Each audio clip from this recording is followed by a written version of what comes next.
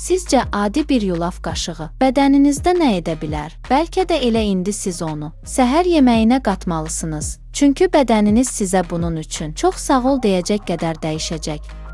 Dəyərli izləyicilər, videoların analitikasına baxanda çox az adamın abunə olduğunu görürəm. Bizə dəstək olmaq üçün videoya abunə olub bildirimləri açmağı unutmayın. Yulafın tərkibində manqanez, fosfor, mis, dəmir, selenium, maqnezium və sink kimi orqanizm üçün faydalı minerallar və yüksək miqdarda B1 vitamini ehtiva edir. Yulaf sadəcə qida deyil, əsl enerji mənbəyidir. Səhərlər qəbul edildikdə qan şəkərinin səviyyəsini tənzimləyir. Tərkibində olan beta-qlükan immunitet sistemini gücləndirərək yaraların daha tez sağalmasını və antibiotiklərin daha təsirli olmasını təmin edə bilir. Orqanizmdə bakteriya, virus və göbələk kimi müxtəlif mikroblara qarşı müqaviməti artırır.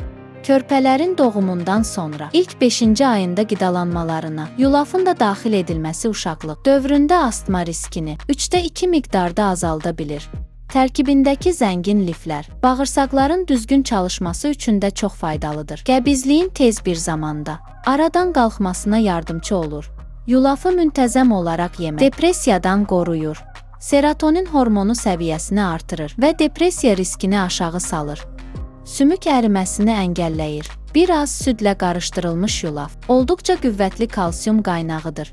Sərbəst radikalların xərçəngə yol açmasına mane olur. Tərkibindəki E vitamini ilə saçlara və dəriyə faydalıdır. Yaşlanma əlamətləri ilə mübarizə aparır. Sidik qovucudur.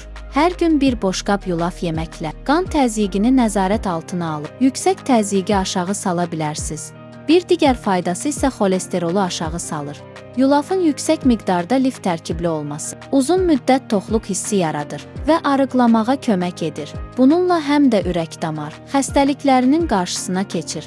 Yulaf faydalı olsa da, həddindən artıq miqdarda qəbul edildikdə bəzi problemlər yarada bilər. Əsasən qarında köp qaz, narahatlıq və bəzən ishal yaradır. Buna görə də yulafı gündə 1-2 porsiyadan artıq qəbul edilməməlidir. Bundan əlavə yulaf bəzi insanlarda allergik, dəri səpkiləri, qaşınma, boğazda qıcıqlanma və ya həzm pozuntuları yarana bilər. Bu zaman yulafı dərhal dayandırılmalı və həkimlə məsləhətləşilməlidir.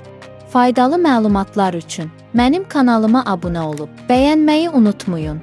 Bu videoda bu qədər. İzlədiyiniz üçün təşəkkürlər.